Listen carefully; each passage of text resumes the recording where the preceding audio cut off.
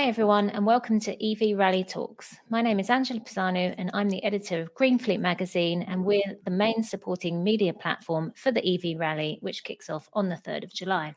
I'm joined today by Mark Newberry, Commercial Director and Sustainability Spokesperson at Europcar Mobility Group UK and Ireland.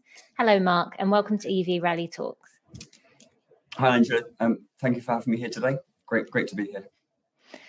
So for those that are unfamiliar with the EV Rally, it's a real-life demonstration of electric vehicles and charging infrastructure, taking in the 5 capital cities of the UK and Ireland and covering over 1,000 miles.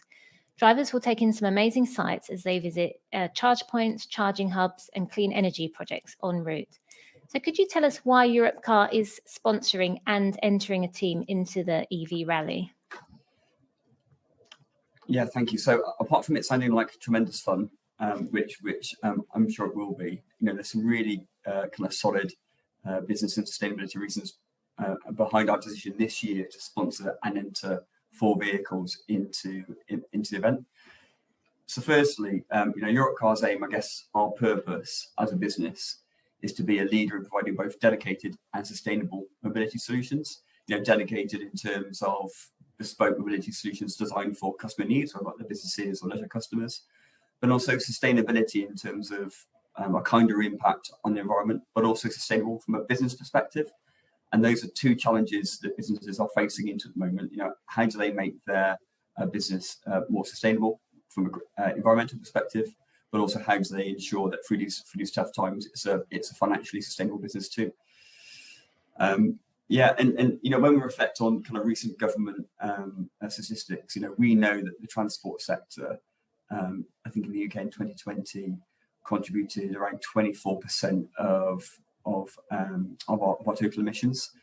So I think as an industry, we've got a big responsibility to try and make mobility more environmentally friendly here, and that means people like ourselves helping showcase to vehicle users the infrastructure, the routes to greener mobility, and to help take them on the journey. So I think firstly, it's core to our purpose. We want to try and have greener transport and to help bring customers on the journey. Secondly, these kind of transitions, they can be challenging for businesses. They've got lots to contend with, and yet they've also got this really important carbon agenda they need to try and help meet. So as an industry, we need to win hearts and minds. And I think this rally is just a brilliant way of demonstrating how you can get around the country.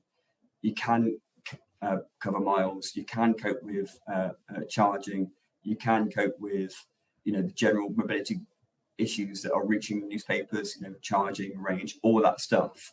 And just really showcase that using EVs is really doable on a sustainable basis. And I think, thirdly, it's just a chance to be part of something that's really collaborative and really positive. I was on holiday last week in the Lake District, and I was, reading some Greta Thunberg's speeches. She's done this great little short book on how everyone can make an impact, and it's a number of speeches that she delivered in 2019 and 2020 to world leaders, and it's extraordinarily motivating.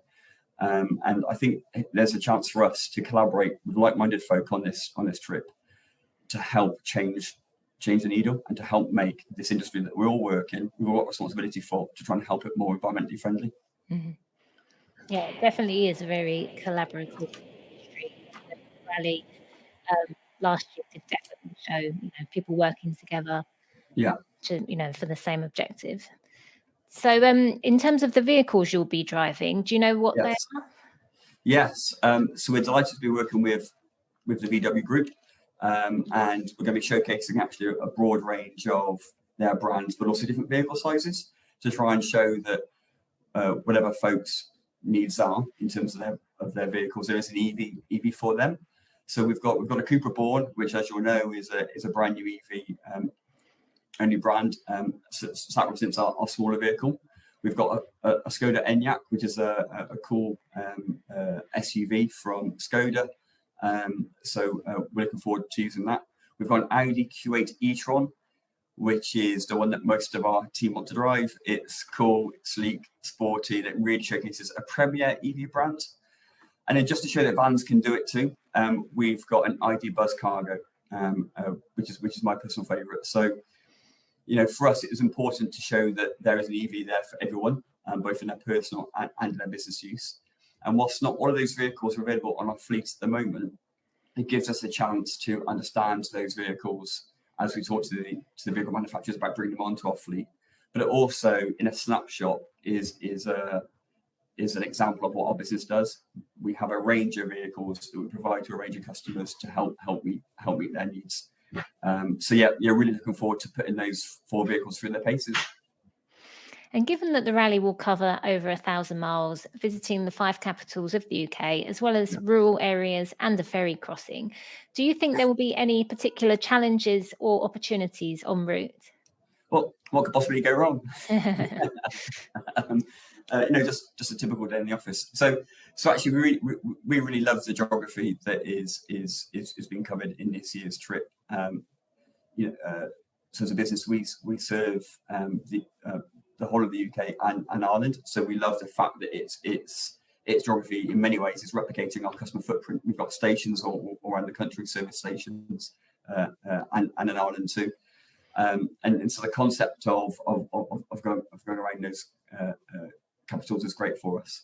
We'd like as an opportunity, if we could, to stop into our headquarters in Leicester along the way. And just down the road from us is Leicester Tigers. We've just done a sponsorship deal with Leicester Tigers, the rugby club, as we're trying to help them with their green mobility needs as well.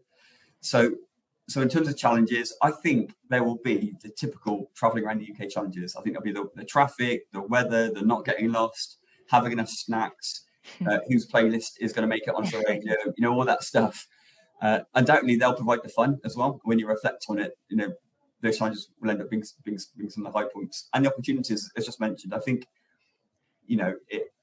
it's quite a treat, I think, to get to spend that amount of time with like-minded individuals right across the value chain, and try to understand how we can amplify this message to reach folk and to tell them about EVs and that there is a sustainable alternative for them out there. So really, really looking forward to it. So clearly business mobility is a major factor contributing to carbon emissions. Yeah. What do you think businesses need to do to tackle this? Yeah, it's interesting, and there's a multitude of things that they can do, and there's not really a one size fits all. And I think I guess a personal reflection. I think it's quite easy as a society to look at the things that people aren't doing, or to say, you've taken 2 steps forward. What about the other 98? And I just want to try and encourage businesses to make progress. And let's celebrate the progress that they're making, knowing that we can do more, because this is a long journey into trying to have a net zero country. But let's amplify and celebrate people's progress. As mentioned before, it's in our purpose to run a sustainable business, and we operate in over 140 countries across the world, and so I've got a really kind of good understanding of the impact that we have, but also the opportunity that we've got and the responsibility that we've got. And we need to help businesses really drive a transition to help meet the government's commitment of reaching zero greenhouse gases by 2050. Now, we've done some research recently, and that's given us some insight into where businesses are. I think it's about having smarter mobility. So things like traveling when needed and not all the time. When you travel, think about the carbon footprint of your travel. Walking, cycling. Can you transition to more sustainable modes of transport, like car sharing, subscription, or using a rental organisation like ourselves to get a vehicle that suits your purpose for that moment that you need that vehicle, or using an organisation like ourselves to help upgrade the age of your vehicle or move to EVs. We found that 20% of businesses are looking to increase their fully electric fleet. So that's good. We find that 29% of businesses are looking at increasing other forms of mobility. So it's clearly in their consciousness. We find that over half of the businesses we surveyed already had electric vehicles in their fleet. So organisations it's in their consciousness.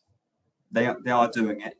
And I think it's about them looking at the range of options that they've got being mindful about how you travel, the type of travel you use, and when you need to travel. We know that lots of businesses do. Mobility is a bit of a lifeblood for them. That can you find a greener way of doing it, and can you use organisations like ourselves to help you test and learn, try EVs, and find a sustainable way of using them in your business. And in terms of the barriers, what do you believe is holding businesses back from simply switching petrol and diesel vehicles to electric alternatives when they require replacing? Yeah, it's interesting. So I think, so again, from our research, 1 in 3 businesses named the ongoing fleet supply as being a barrier to switching.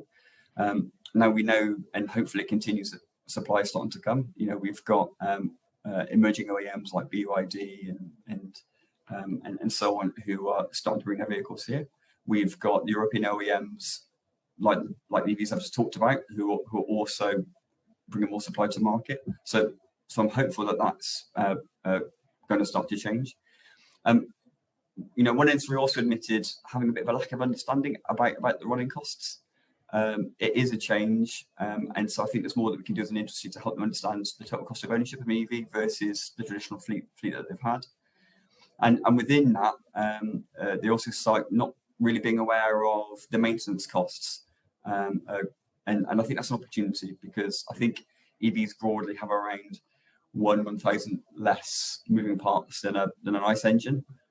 So there's a opportunity there for business owners to have a vehicle that's actually operational for longer. So I think it's incumbent on people like us to help businesses understand what those issues are and actually how to overcome them. And I think we're at a bit of a tipping point, because where the mainstream media are starting to catch on to EVs, and you'll see sometimes, in my view, misrepresentative headlines around charging infrastructure and these stories. I think for us, who are the early converts, we need to kind of shout back even louder, just to help show businesses that this can be done, it is achievable, and helps on hand. And I think that could be one of the core things that this rally helps us achieve. Definitely. And one of the other big barriers to switching to an electric vehicle is charging, isn't it? Yes. So, again, back to my more reflective mode, there's definitely work to do, but there are some organisations out there, really committed organisations, who are working really hard to get the stuff done. So I saw a LinkedIn post yesterday by Osprey Charging talking about the vast number of rapid chargers that they've installed so far this year. And like I said, something about GridServe, and others. And it's some of those charging queues that are reaching the papers. And so I think we need to help organisations overcome that barrier. And those articles are largely focused on public charging, and that infrastructure is coming and it's improving. But it doesn't really need to be a barrier for many motorists. We know that lots of folk are doing short journeys, and if they're able to charge at home, that's a really good alternative.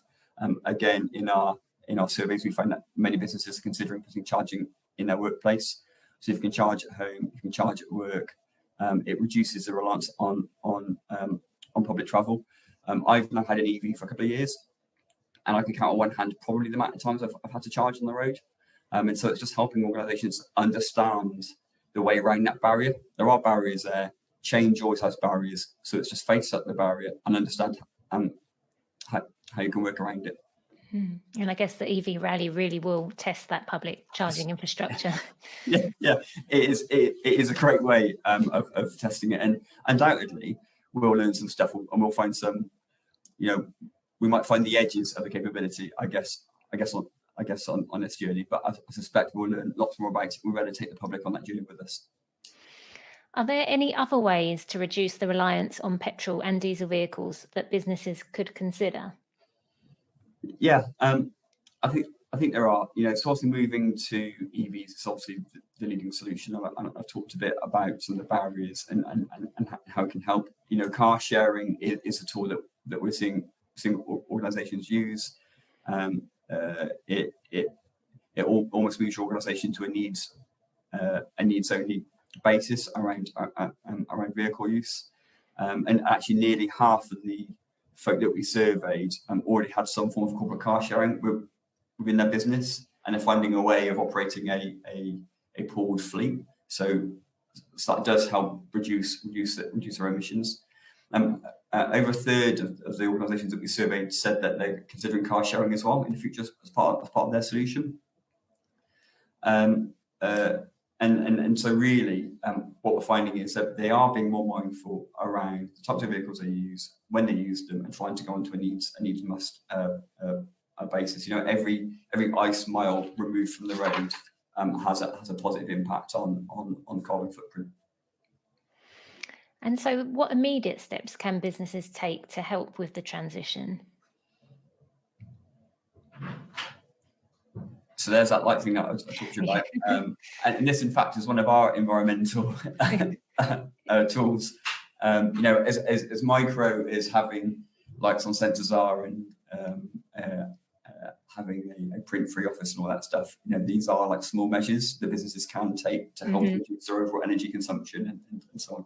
But yeah, I think businesses need to find a way just to get started. So I'd encourage them to review their existing mobility usage, but consider it not only from a cost perspective, but from a carbon perspective. I think really getting into that mindset of usage through to carbon and drawing a direct link between the two. And I think when they do need to acquire or upgrade their fleet, being aware of EVs, and they can use folk like us at Europcar to do a try before you buy solution. So they can have a vehicle from us. They can test the range of EVs that they've got, and really become familiar with what will work for them in their business, so that when they move, doesn't feel like it's such a risk. They're not acquiring a really expensive fleet of EVs. They can go into that change with some form of assurance. So I think that's that they need to understand their challenge, need to find ways of reducing their footprint, but trying before you buy with someone like us will help. And even if you're not quite ready to go for the EV, if you can upgrade the age of your ICE vehicle, well, no, it's not the preferred solution. A more modern ICE vehicle is more carbon friendly than an old ICE vehicle. So, whilst we encourage EVs, that is a micro step again to reducing the carbon footprint. So, we're here to help, and all of these organisations that are taking part in the EV rally, I'm sure will be on hand to help folk when they are looking at what immediate steps that they can take, and how can they move to a more carbon friendly fleet. Mm-hmm. So you've mentioned the try before you buy aspect of Europcar, but where else does Europcar fit in when it comes to solutions? Yeah, so I think businesses looking at how to work around the challenges of buying new vehicles can look at rental as a solution. It does provide companies with access to the newest, most efficient and environmentally friendly vehicles, and it's also as and when required. So you don't have to do that outlay and be sat with an asset for an entire year. You can get a vehicle when you need it. That vehicle can be more carbon friendly than the vehicle that you used before. I think that that kind of commitment-free approach. We have a product called Europcar Flex, which gives businesses more flexibility around the types of vehicles that they have. So I think de-risking the idea of moving to an EV, using someone like us to test a range of solutions, and then choosing something that's really suitable for you is where we like to help. We run a very large fleet here in the UK. We have our own employee fleet that we've now moved to kind of 90% EV. So we've got good experience of this, and we like to help and consult businesses to support them on their journey. And is Europcar walking the talk on sustainability? Yeah, I think we are. And there's definitely more to do, but we've made lots of progress. It's now core to our purpose, which is the first time I've seen sustainability right in our purpose. And the group is taking a really holistic view and trying to make changes across the business. And so that's already led to a significant reduction in emissions, and has given me, I guess, really good confidence for where we're going to take the business. Europcar's main focus really is on reducing our carbon footprint via our One Sustainable Fleet program. We've got a target to have 20% of our global fleet being green vehicles by the end of next year. So that's no mean feat. We've got a very, very large fleet. 90% of our UK company car vehicles are EV or hybrid. The balance being, the weighting of that being EV. So the average CO2 for this fleet is 17 grams compared to 114 grams 12 months ago. So that's a good improvement. We're also making improvements to our infrastructure. So we've got more than 80 EV charge points up and down our station network. We've got a further 120 being added this year. So we're really doubling down on our charging capability. We've also looked at our operations. So we're finding ways in which we can reduce the footprint of our operations. So we do a delivery and collection service, and in tight conurbations, we're using e-bikes to cycle out and collect the vehicle. And so we're doing that in quite a large number of our delivery and collections. So each e-bike delivery and collection is removing carbon from the road. We're also working really closely with OEMs and with our customer base to try and make sure that we're stocking the right range of EVs. So it's a really holistic approach. And we've done work with the Central kind of European science-based organisations to make sure we've got science-based targets. And we've just been awarded the AAA by Moody's from a sustainability perspective. So we've got a plan, we're delivering against it, but we're holding ourselves to account by the use of these external organisations to have a really objective view to make sure that we are making the right progress. Always loads to do, but we are cracking on. That's excellent. Okay, so that's nearly all we have time for, Mark. But before we go, could you tell viewers how you see the electric vehicle market progressing in the UK, and if Europcar has any future plans to aid with the transition? Yes, so we are really excited to be part of the EV rally this year to help showcase the capabilities of EVs. We hope it helps really demonstrate to businesses that any preconceived barriers that they had about transitioning, like charging and range, that you can overcome them. And we hope really underlines our commitment to helping businesses transition to more sustainable modes of transport now and in the future. We're really excited about taking part. We hope it will be a living, working study of just how EVs are capable and how you can use them to get around the country and to keep mobile. And what we want to do is to bring businesses on the journey with us. Okay, so that's all we have time for on this edition of EV Rally Talks. Mark, thanks for joining us today, and we look forward to seeing you on the rally. But before we go, just to say you can watch the rally unfold across our social media channels, Twitter and LinkedIn. So thanks again for joining us, and we'll see you again soon. Goodbye.